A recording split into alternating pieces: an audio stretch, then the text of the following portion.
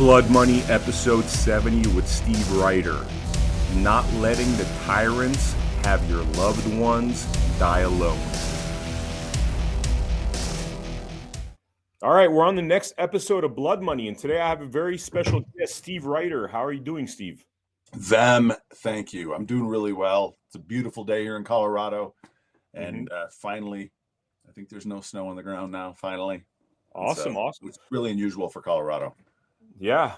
Well, that sounds great. Now, I was looking at your bio here, reading about this Never Alone project, and I got to say, it's like really powerful. Like you're telling me it's this idea of people not dying alone. Yeah. Tell us about your journey of how you got to starting this organization. Yeah, I never would have chosen this. I never would have, if not for the fact that it just happened to me. So my wife dealt with health issues nearly our entire marriage: lupus, rheumatoid arthritis, and then in 2014, she was diagnosed with pulmonary hypertension. And for any viewers, any listeners that aren't familiar with what pH is, basically your heart is pushing blood down into your lungs to get oxygenated, but your lungs aren't accepting the amount of blood the heart's trying to push in. And so that back pressure causes the right side of your heart to enlarge and eventually fail congestively. Wow. And so she had a massive lupus flare-up in 2013 into 2014. And once that was finally rectified, her heart went from perfect in March of 2014 to significantly enlarged and failing congestively in November of 2014. So in 6 months, it changed like that. And so when COVID happened, we knew it could be something really serious because she had autoimmune issues and a lung disease. And so we knew COVID could be something really serious. We locked down hard. And the very weekend that the NCAA canceled their tournament and the NBA paused their season, Elizabeth thought she had COVID.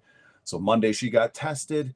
When the state finally came back with that test, it was a negative. But because I had started exhibiting symptoms, the doctors still thought it could be COVID, thought it was a false negative. And so over the course of the next 7 weeks, her doctor would only treat her virtually.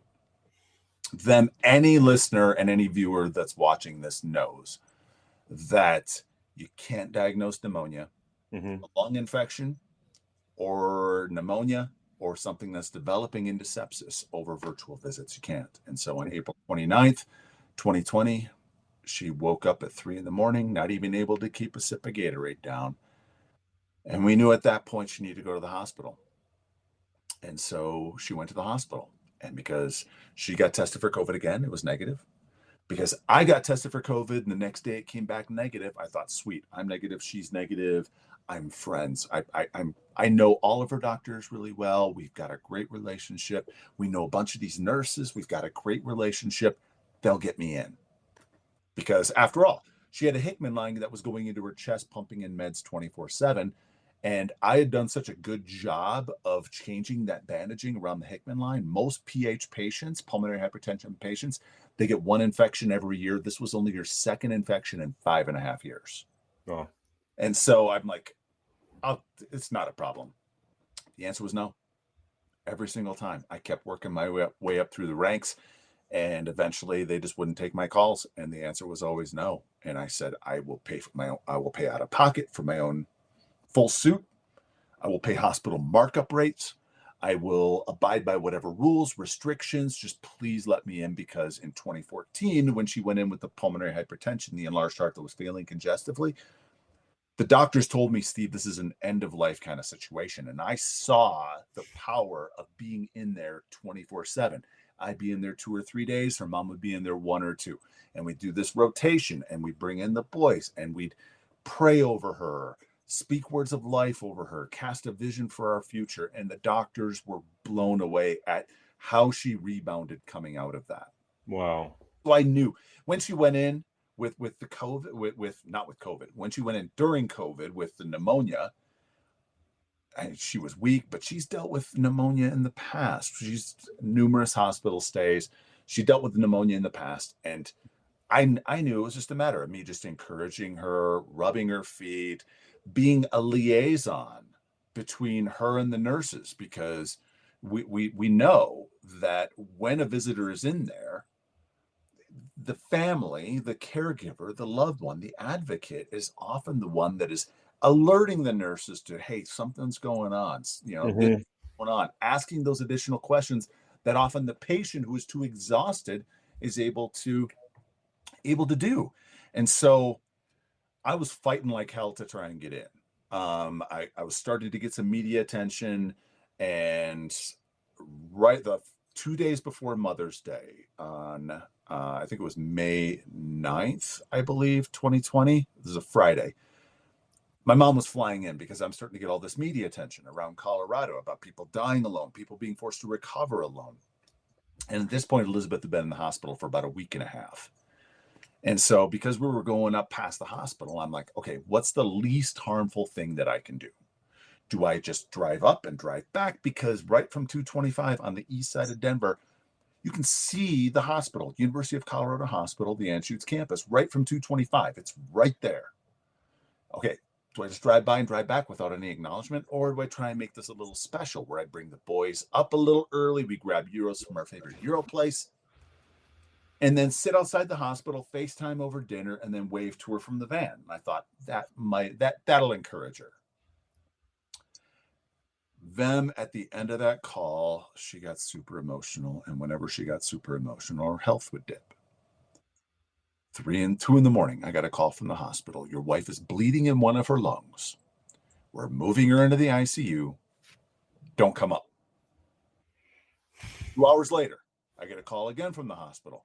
We think we've isolated it. It's a couple small arteries. Don't come up.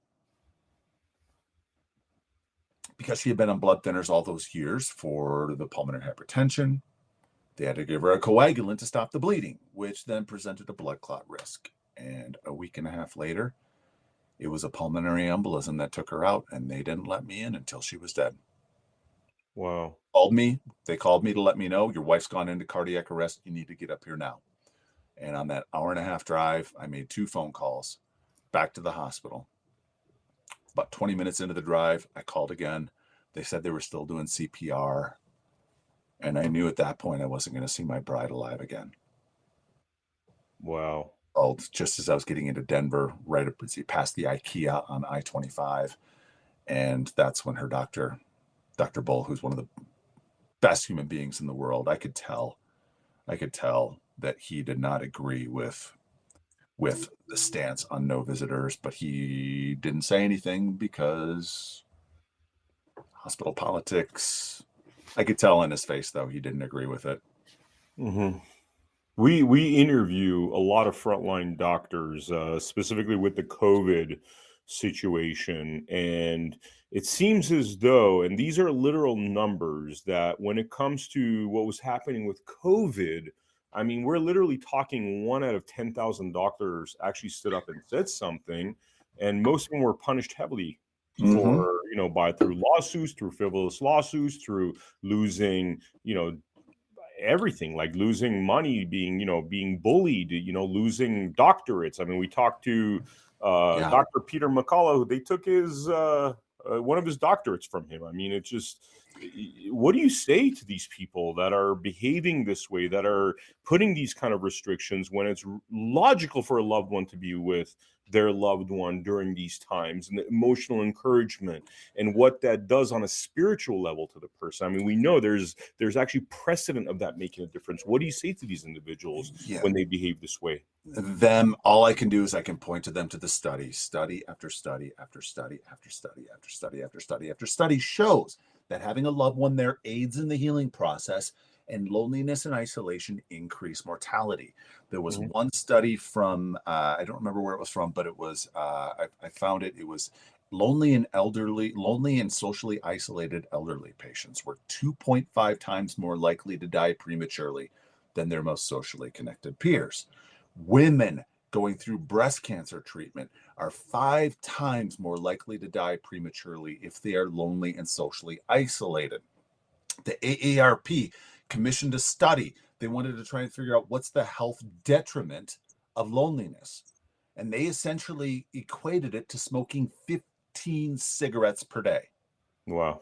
Meanwhile, conversely, on the other side, having a loved one there aids in the healing process. And study after study shows it aids health outcomes, increases health outcomes by at least 50%, depending on the study. And so why are they doing this? I'm not going to get into conspiracy theories. I'm not going to get into any intent.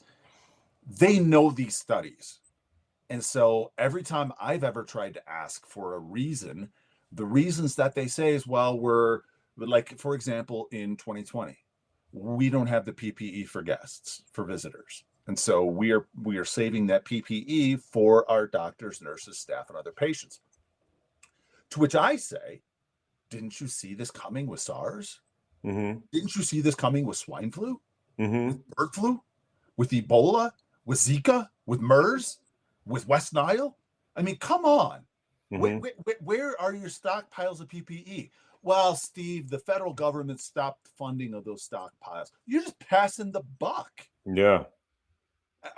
I got into this, and this is kind of jumping ahead in the story a little bit, but I got into this with a lobbyist for the hospital association. We were trying to get legislation here in Colorado, and I cornered him.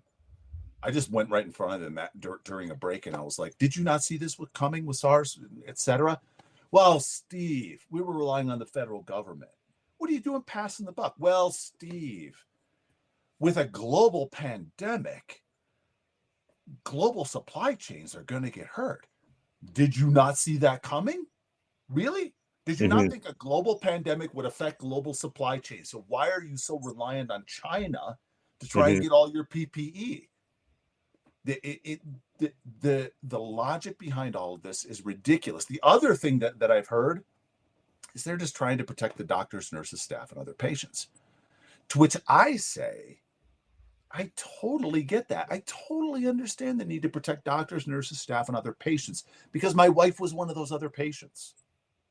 But there was a study out of a hospital in Boston that tracked 945 patients that went into this one hospital. And they figured out, okay, who went in with COVID? They're excluded. Who went in and was asymptomatic? And they're excluded. They just went in with the people that were not asymptomatic and did not have COVID. How many of them got COVID while they're in the hospital? Mm-hmm. Them, out of those 945 patients, how many do you think got COVID while they're in the hospital? You said 945? 940?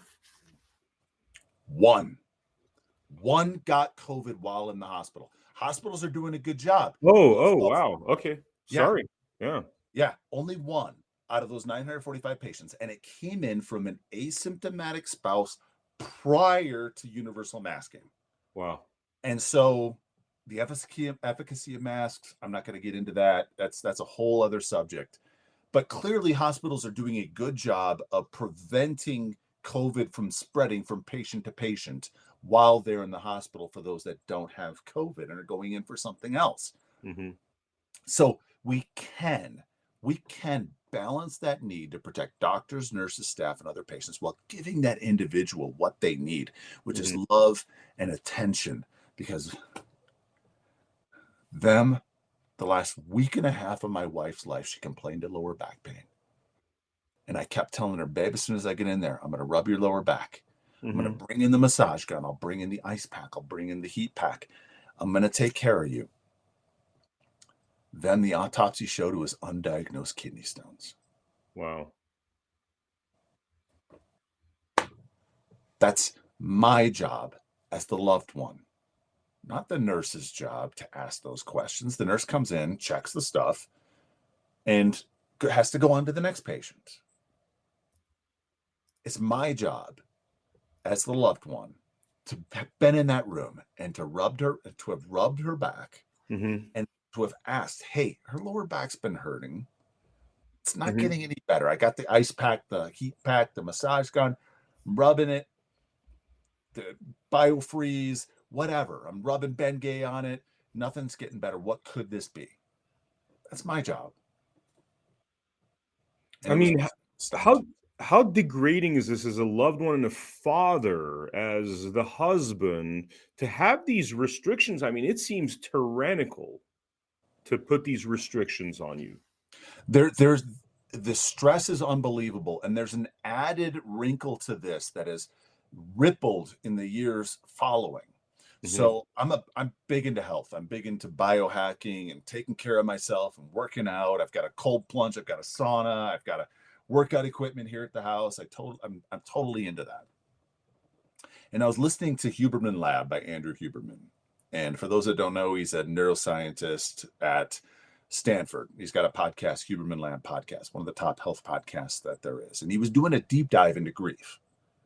And he does these deep dives into a whole lot of different subjects, like getting better sleep, optimizing hormones, yada, yada. But he was doing a deep dive into grief. And so I really paid attention to that when I listened to it.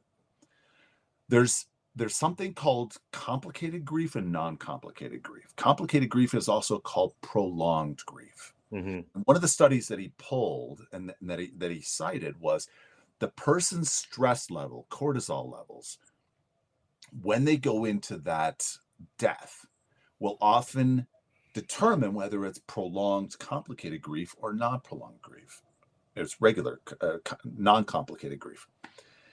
And so when someone is in this high state of stress, whether they're naturally there or the circumstances of being locked out and being the stress of not being able to be in there, increases the chance of it becoming prolonged and complicated grief. And I see it over and over and over and over in these Facebook groups that I'm in of these widows and widowers that lost their spouse and were locked away and were unable to get to be with them.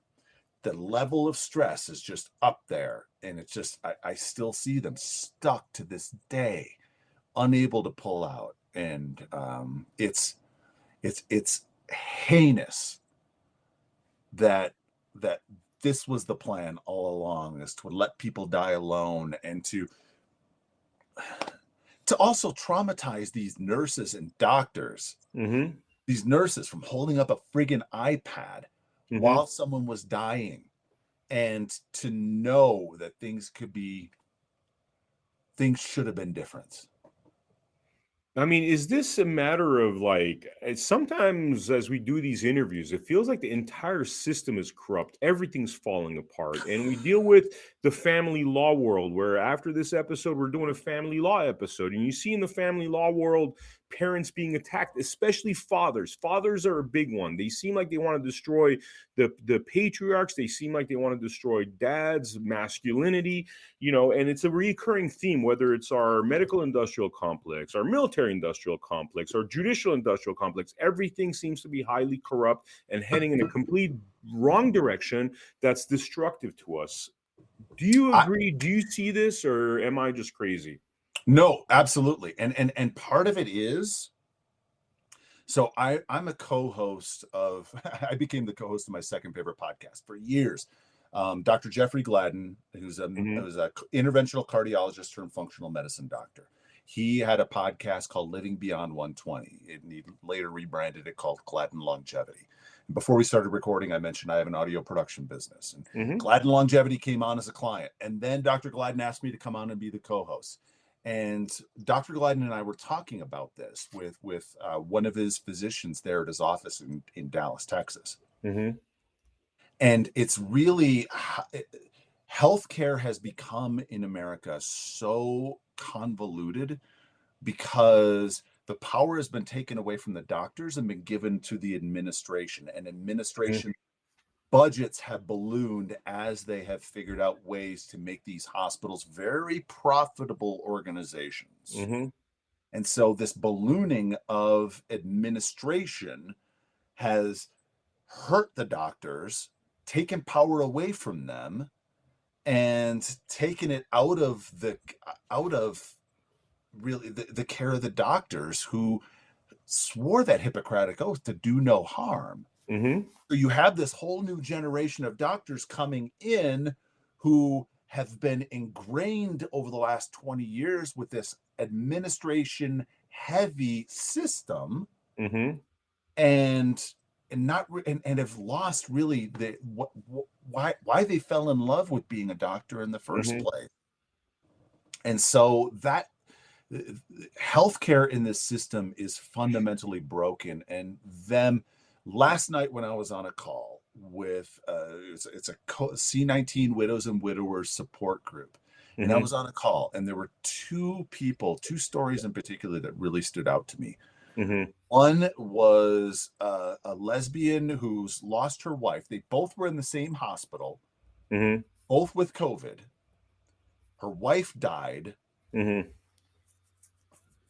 she was in the very next room, only allowed to see her wife once. Wow. I've heard of this one. I've heard of this one other time. Same. You know what's mind blowing about disease. this? Same disease, and they won't let them be in the same room. That way, they can support each other and love each other and hold each other and reach over when one is stronger and hold the hand and give encouragement. It is. I've heard of this a couple other times, and it is so infuriating that these hospitals likely, I'm assuming likely, are billing for individual rooms to try and maximize the amount of money that they're getting, and so they're keeping these couples separate. Sadistic. I mean, one of the things I wanted to mention, sorry, I tried to interrupt you earlier, but I felt this passionate fervor to mention this. You said that you don't want to get into conspiracy theories. Let me get into some conspiracy truths. We actually have a show on our America Happens network called Conspiracy Truths by the wonderful Mindy Robinson. And the conspiracy truth here is that when you consider that ivermectin and hydroxychloroquine could have saved all these lives, how do you not get in that negative headspace that this was ultimately some kind of population control mechanism with nefarious ideas? I mean, how do you get beyond that? Because a lot of people didn't have to go through this because of the clot shot or whatever they call it now. They could have just taken medication, tried and true, that saves lives, but we're intentionally kept away from that. The reason I'm able to that population control not think that is because they were making a hell of a lot more money with remdesivir. Yeah, I know. They were making a lot more money with remdesivir. With remdesivir, it's all about the money that Gilead was making and the hospitals were billing, and just, that's where that came in. Yeah, and you get into other things like the opiate epidemic, doctors overprescribing when they know this stuff kills people for the last 30 years, 100,000 or so deaths a year. And, you know, I'll use the words of a doctor. I'm not going to say this myself. I just interviewed Dr. Levy, who is one of the frontline doctors that since day one has been fighting, you know, the scamdemic or pandemic or whatever you want to call it. And he says that medicine is the greatest fraud. Modern medicine is the greatest fraud in modern history. What do you say to that? I've heard Peter Diamandis, who's a well-known entrepreneur, co-host of my favorite podcast, Exponential Wisdom by Peter Diamandis and Dan Sullivan. I've heard Dr. Jeffrey Gladden talk about this. I've heard numerous others. In America, we don't have a healthcare system. We have a sick care system. We're managing symptoms. We're managing sicknesses. We're not attacking the fundamental things that keep people healthy. It's one of the reasons, Vem, why I am so passionate about my health. Why Sunday and Monday this week, I hopped in my cold plunge for 3 minutes in sub 40-degree water because I understand the health benefits of that. Why yesterday I was in my sauna. Why right now my sauna is fired up. So as soon as I'm done with this, I'm going to hop in my sauna and sweat for 45 minutes. Nice. Just before this interview, I hopped on my Carol bike. So it's a high hit training bike that essentially gets the equivalent of a 45-minute jog and a 10-minute bike ride. And I've stacked that with a LiveO2 Extreme. So I'm using low oxygen environment and high oxygen environment to really train my body to utilize oxygen better. I don't want to be in a hospital. I for no reason whatsoever want to go to a hospital and get anything done because I want to take good care of myself. I've seen way too many people that have died because of the COVID protocols, which are nefarious. The way in which they just put people into these cookie cutter. Okay, you're getting remdesivir. Oh, all of a sudden, while your body starts failing, okay, now we're going to ventilate because the remdesivir was damaging your organs. Now we're going to ventilate you, and we're going to overdo stuff, and we're going to, oh, look, all this kickback money we're going to be getting from the government. Hey. Yep. You know what? Like it's so repugnant. I mean, Nazis were getting paid to kill people. This is a different level. Financial incentive. Did the Nazis get like a financial incentive per dead gypsy or Jew. I mean, it's insane. It's insane. It's like looking at this from a bird's eye view, I fail to see what the difference between this atrocity is versus the last, 5,600, 6,000 years of human history where some tremendously Yeah. atrocious things have happened. But I actually think this is the worst. I think this is the worst. The numbers, everything considered, it's the worst. It's awful. Vem, you mentioned the military industrial complex. I would suggest that you add what Eisenhower wanted to put into his farewell address, which was congressional military industrial complex. He wanted to add that congressional, but some of the top aides implored him to remove it. And we need to be adding that back in, because in this case, it is the congressional healthcare industrial complex. Really, it's a congressional healthcare pharmaceutical complex, which is a big part of why this thing went so bad. Yeah. It's because you had Congress getting money from pharma and from the healthcare system, and everyone's all in bed together and causing this massive clustered mess. Yeah, and you have the government knocking on your door saying, "Hey, I'm here to help you." And remember what Ronald Reagan said about the government knocking on your door. It's the worst freaking news you could ever hear. Hey, I'm the government. I'm here to help you. Steve, you've had a remarkable history beyond this immense tragedy that you've dealt with in terms of the work you've done with Family Talk and the podcast. Yeah. Let's talk about that for a little bit. Tell us about your history. And, it sounds like you're part of the biggest podcast, one of the biggest podcasts or radio shows in American history. Yeah. So when I was in college, I grew up in South Central Wisconsin, and I went to, I ended up finishing school at Madison Media Institute. And during that, right as soon as I was finishing that last semester of school, I was like, what am I going to do? There's nothing here in Wisconsin. Well, I met a girl in an AOL chat room, and then met her down in Oklahoma Baptist University, where she was going to school, and her parents, for a graduation present, got me a ticket to come out and go meet them. And I fell in love with Colorado Springs. And while I was out here, they mentioned Focus on the Family was here. And I was like, Focus on the Family. Dr. Dobson. I remember Dr. Dobson. My mom was a big Dobson supporter growing up.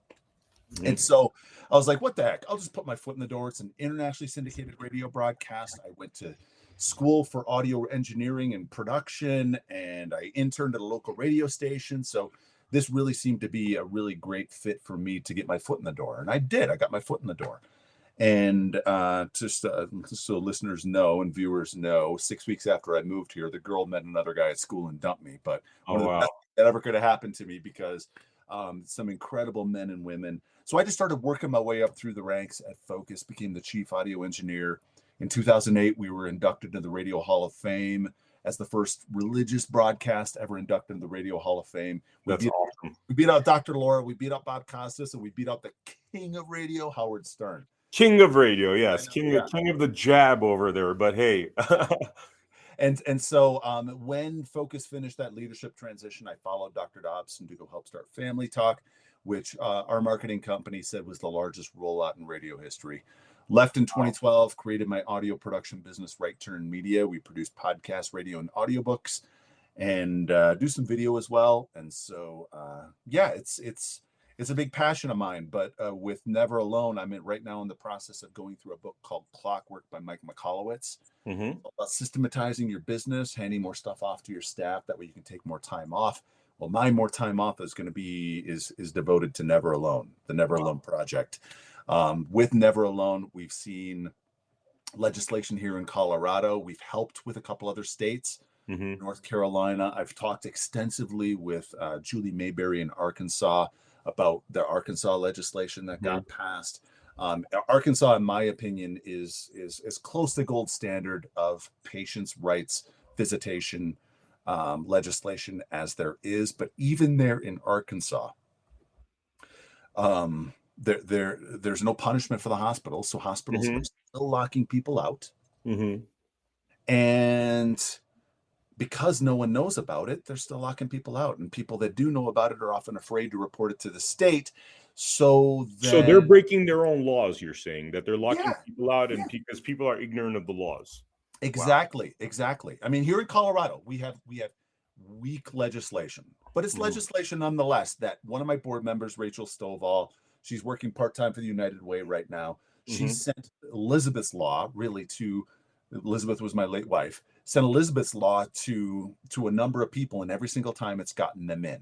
Wow. I just last week, then sent no, it was Monday. It was Monday this week. I sent it off to a friend of mine who had a friend of a friend who was in the hospital and locked out alone. And within 3 hours of getting the bill number, the legislation, and a picture of Elizabeth's Law, they were in the hospital visiting their loved one. Wow. And so these hospitals are doing it with impunity because they fight like hell at the state level because they do wield a lot of power. I've got a couple friends in the state legislature and state senate that have told me the second most powerful lobby at the state level is usually the hospital association behind the teachers association. Because it's such a high employer, employ so many people, and they have deep pockets for lobbying. And so in nearly every state where we have legislation, there's some kind of flaw. Like DeSantis in Florida, champion from on high. We have no patient left alone legislation. Do you know that it only guarantees a daily 2-hour visit? Wow. This is in Florida.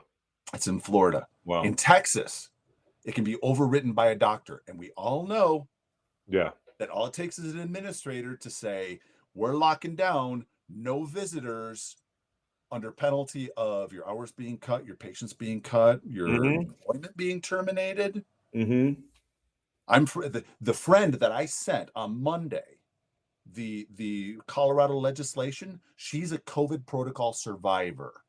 Wow. And her doctor, as punishment for her not being vaccinated, said no visitors. Wow. And overwrote it in Texas. Wow. That is, there's shades of what I hear what judges do where they're abusing their power. A lot of doctors abusing their power. I mean, just bitter, spiteful, just evil. How do you do that? How do you punish somebody like that? Punish them by preventing love? I mean, and that's supposed to be okay? It's so bad. It's so bad. And the good thing about in Gail's case in Texas, is her husband just barged into the ICU, barricaded himself, called the police, and basically worked the phone to try to buy himself some time to try and get his wife out and home. And he did. Wow. And Huckleberry is an amazing human being. I met him at our San Antonio Remember the Victims rally 2 weeks ago, and the guy's a hero in my opinion. Wow.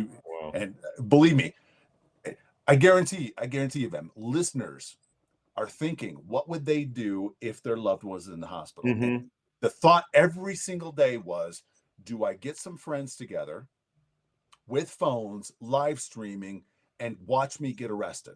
Yeah. While I try and barge into that hospital. Yeah. The only reason I didn't do it is because I knew it would negatively affect my wife, and the only thing I wanted was for her to get home. That was it. Yeah. That was it. Otherwise, the thought hit me every single day. Do I do it? No. I know it's just going to stress her out, and all I need to do is I need her home. Yeah. I don't know. This seems to me like a crime against humanity. I don't know if the international criminal courts actually classify this as a crime against humanity. Certainly, they classify forcing something onto somebody without medical consent as a crime against humanity. We don't have anybody that's actually like calling it that on an official level, but it is. I mean, as a Christian, how do you not see this as a battle between good and evil? You're not letting people see their loved ones. You're not letting the transference of love in that most key moment in somebody's life when they might be losing their life. How do you not see this as literally God versus the devil? That is a really, really complicated subject. I'm one that I believe, I do see good versus evil, but I also see hurt people that grew up in a very different environment I did. They see the world very differently. And Yep. so all along, while Elizabeth was in the hospital, all I ever asked for was for the administration and the decision makers at the hospital to be very communicative with those families that were locked out, and have an open dialogue, a discussion. Mm-hmm. The fact that they never did that, is one of the most infuriating things about this thing. And so yeah, do I want to call those people evil? No, because I want to continue to have a dialogue with them. I'd love to work with the hospital association, and I'd love to work with administrators. But our first year, we tried to do legislation in Colorado in 2020, June of 2020. We worked with the hospital association, and right before it went to committee, they gutted that bill from a requirement to let visitors in to a strike through that just basically said we suggest hospitals review their visitation policies. And Yeah. so hospital association is doing what the hospital association is supposed to do, which is protect their members. That's what they're doing. But really, they need to think about the patients as well, because unfortunately, patients don't have big lobbies that are Mm-hmm. throwing money around and buying politicians and buying influence, really, rather than buying influence with politicians. Mm-hmm. And yeah, really the only way we're going to see federal legislation, which is our goal with the Never Alone Project, is federal legislation that protects a patient's right to have one screened loved one per day, no time limits. Because we all know that having a loved one there aids in the healing process, and isolation kills. I got a call in early May, actually it's late April, early May of 2020. I have a friend who's a nurse at one of the hospitals here in Colorado Springs. And she told me, Steve, we had a patient who we didn't think was going to make it through the night. And before they opened up visitation, they snuck the daughter in. So they snuck this adult daughter in so that way she could be with mom. Mom rebounded and went home. Mm-hmm. She went from not looking like she wasn't going to make it through the night to rebounding and making it home. Yeah. Yeah. And I genuinely wonder, Vem. I genuinely wonder how many people would still be here had a loved one been there and been able to love, give attention, as well as catch any potential hospital mistakes, Mm-hmm. well as fight back to those hospital COVID protocols. No remdesivir, no ventilator. No, Mm-hmm. under no circumstances. Yeah. How many people would still be here? Yep, yep. It's like you're talking about hurt people, and we do so many podcasts about these topics of corruption, and what I see is broken people Yeah. that want to break people. That's what I see. I see broken people that want to break people. Yeah. It seems as though certain industries, and again, I go back to family law because that's a catastrophe where it feels like certain individuals that are broken are placed into positions of power because of the evil they're willing to do, because We they're more malleable, because people like us that were raised a certain way, that have certain faith, are not capable of doing those things. we have an epidemic across this nation of people in influence. Can I cuss on this? You could, man, go right ahead, dude. I've had F-bombs flying left and right when I get in the mood, so the red carpet is there, my brother. We have an epidemic in this country of Uh-huh. people in places of influence that don't have their shit together. They don't understand who they are. They're dealing with stuff from their childhood. Yeah. They're dealing with insecurities. They're dealing with all that they built up this shell around themselves rather than digging in and figuring out and getting healing, working on themselves and becoming a better human being.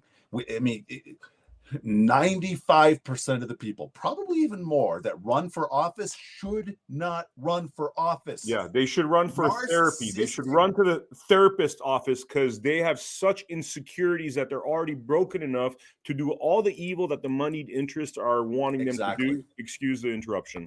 No, dude, bro, I completely and totally agree with you.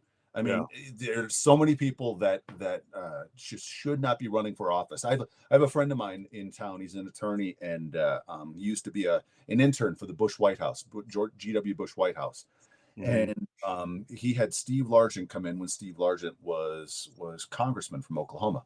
Mm-hmm. Steve did this morning devotion kind of time for hanging out with these interns, and he said we need more people here in Washington that don't want to be here. Exactly. And so many people, they get this, and this is a power trip to them, and Yeah. it's I see it at so many levels. My God, I see it at so many levels, at the state, local level, that Mm-hmm. it's a power trip to them. Mm-hmm.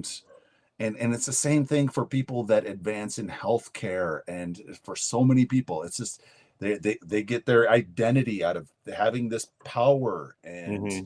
this influence, and being the man and being the decision maker, or the woman and being the decision maker. And Mm-hmm. And there's it's a lack of intelligence there. There's a lack of intelligence with some of these people, that they are not the best and the brightest, because the best and the brightest often enough are not such mercenaries. It's always the less talented people that want to rise up, that are willing to do things that the more talented people, the people that with God-given talent are a lot of the time not willing to do certain things. And I'd say even more than that are people that have a lack of emotional intelligence. Mm-hmm. Emotional intelligence, EQ, is something we really as a society need to start valuing over IQ. Mm-hmm. Because the more you have a stronger EQ, you'd be able to understand people and work with them. And we really need to demand more of our leaders in terms of emotional intelligence. Totally, totally. Steve, this is amazing, man. Thank you so much for the work that you're doing with the Never Alone project, and certainly like just the Thank you, path Ben. you've traveled in life. I mean, it's you are a remarkable individual. Is Thank there you. anything that we didn't talk about during this episode that you'd want to mention in closing? Neveraloneproject.org. You can also go to neveralonepandemic.org. We're on Facebook, we're on Instagram, Never Alone Pandemic. And sign up for our email list. Please consider becoming a monthly supporter. We have big vision. We have a big dream of really mobilizing a grassroots community to raise awareness about this issue. If you have gone through some sort of alone situation, your aunt was in the hospital alone, your mom was in the hospital alone, you were in the hospital alone, your spouse, your kids, we want to collect those stories and really mobilize people, so that way we can see change at the state level and ultimately at the federal level, because no one should die alone. No one should die alone, certainly. And frankly, nobody should be in the hospital alone, because, like you said, love is healing, and we need to be able to heal through our love for our loved ones. And And, in fact, I mean, I think it's amazing that you're trying to get one person. I don't understand why the entire family, everybody that loves that person, wouldn't be allowed to be in that room. I mean, that is just ludicrous to me, I especially at such a like. I mean, literally, you're going to remember this for the rest of your life, that moment, and you're not there. It's just awful. I when I got home and I broke the news to my boys that their mother didn't make it that night on May 19th, 2020, my then 13-year-old son Caleb jumped up and he's like, I gotta go ride my bike, and he ran out of the house. Matthew, my 15-year-old at the time, he's now 18, he just sat there on the couch and he stewed and stewed. And after about 10-15 minutes, I sat next to him and I was like, what's going on in there, bud? I put my arm around him, I tapped his chest. What's going on in there, bud? And he said, Dad, I'm equal parts sad, equal parts pissed, because the last 3 weeks of my mama's life were stolen from me. This is what we're talking about. I mean, with Elizabeth's story, I have so many questions. If her doctor had seen her in person, would that early antibiotic treatment have been enough to save her? I believe yes. I saw her pull out enough times that I'm confident it would have. Mm-hmm. If they would have allowed visitation and she had gone in sooner, would she still be here? I believe the answer is yes. If they had allowed one screened visitor per day, would her health have dipped there on Mother's Day? Because you know what? Mother's Day weekend, I would have had Matthew go in one day. I would have had Caleb go in the next day. So that way she would get that love and attention. I don't believe her health would have dipped. Yeah. And at the very least, in those minutes between when we had an 11-minute FaceTime call on May 19th, because she was set to go. They announced she was coming home either the 20th, 21st, or 22nd. And so we were talking about, what do you want for meals? Who do you want to come over? We want to shower you with love and attention, but we don't want to overwhelm you. What do you want for takeout? We're going to get your favorite meals. All of that. We were kind of starting to nail down those details. 30 minutes later is when I got a call from the hospital. And my first thought was, sweet, I'm picking her up tonight. Maybe I'm taking her tomorrow. Maybe tonight. Mm-hmm. Instead, it was the nurse telling me, your wife has gone into cardiac arrest. You need to get up here now. I found out after the fact, Mm-hmm. that the nurse just left her room at some point between when we hung up and when the doctor just happened to walk in and see her on all fours, gasping for air, no alarm going off. And my question has always been, in those minutes between when the nurse left her room and when the doctor just happened to walk in, would me being in there have been enough time to save my wife's life? Would my boys still have their mother? And this is a question that so many people have, that weren't able to be with their loved ones. Would me being in there have made the difference? And this is what we're fighting for, to make sure that this never happens again. NeverAloneProject.org. Wow. Such a worthy cause. And frankly, it's very sad that you even have to fight such a logical fight. But we are living in illogical times. And frankly, without people like you, we would be even more screwed than we are. Thank you, Ben. For the viewers out there, thank you so much for joining us for this episode of Blood Money. Please check out AmericaHappens.com for our latest episodes of Blood Money, and also the other series that we do, like Gloves Off with Joey Gilbert, Conspiracy Truths with Mindy Robinson, and the State National University with Gianna Michelli, and much more. I will see you on the next episode of Blood Money. Thank you for joining us.